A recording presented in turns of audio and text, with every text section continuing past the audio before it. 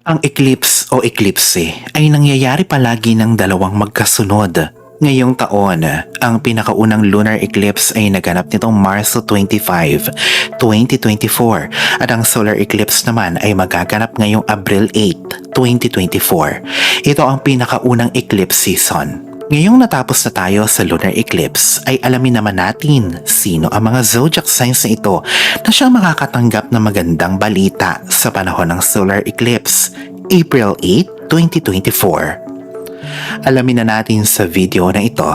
Kung ngayon ka pa lang sa channel na ito, huwag kalimutang i-like at i-share ang video na ito. Mag-subscribe ka na din at i-click ang notification bell para lagi kang updated sa mga pinakabago nating mga videos.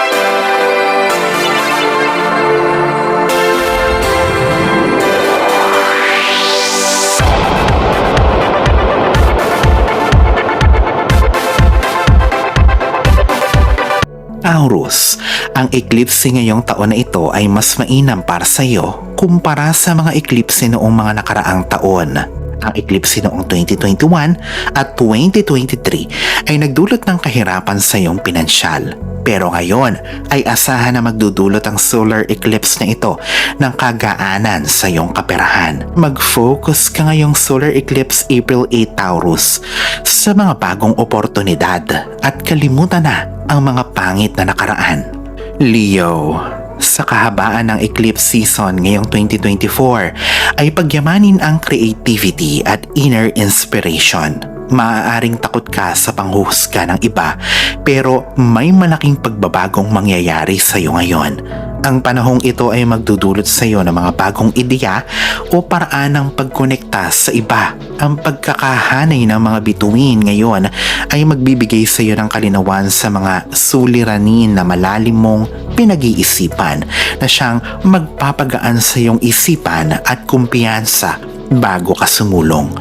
Bigyang pansin ang mga sinabi sa iyo ng intuition at gumawa ng mga solidong desisyon sa solar eclipse ngayong Abril 8. Scorpio, hindi gaanong katindi ang mga solar eclipse sa mga nagdaang taon kumpara ngayong 2024. Gaya ni Taurus, ang mga nagdaang eclipse ay pinahirapan ka pagdating sa pera mo, Scorpio, gaya ng sa 2021 at 2023. Inalam mo kung paano pag-usayin ang sarili mo at ito ang siyang makakatulong upang makabuo ng matatag na relasyon sa iba. Yakapin ang mga bagong karanasan tungo sa pagkakaroon ng bagong sense of purpose o misyon sa buhay, Scorpio. Aquarius, ang panahon ng eclipse ay nagdudulot ng fresh mindset. Kaya maging mapangmatsyag sa mga hindi maipaliwanag at makahulugang coincidences sa susunod na mga 2 linggo. Isulat sa isang papel ang iyong mga pangarap. Ito ay mga prophetic insights tungkol sa iyong social connections at oportunidad sa pag-unlad. Maaaring inspirado kang maging leader na siyang susubok sa iyong husay at galing. Balikan lamang yung mga dati mong pangarap at gusto at alisin mo na ang anumang pag-aalinlangan sa sarili. Ihanda ang sarili sa pagpapahayag ng iyong mga ideya sa mga tao at bagay na matutulungan kang maibahagi ang iyong mga pinakamagagandang ideya sa buong mundo ngayong Abril 8. Alalahanin na sa buong may kapal pa din, nagmumula ang lahat ng pagpapala, ang kasipagan at ang kabutihan sa ating kapwa kasabay ng buo mong pananalig sa may kapal. Ang siya pa rin na dapat ay manaig. Ang mga ito ay mga gabay lamang.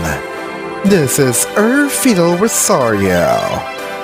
Thank you for watching.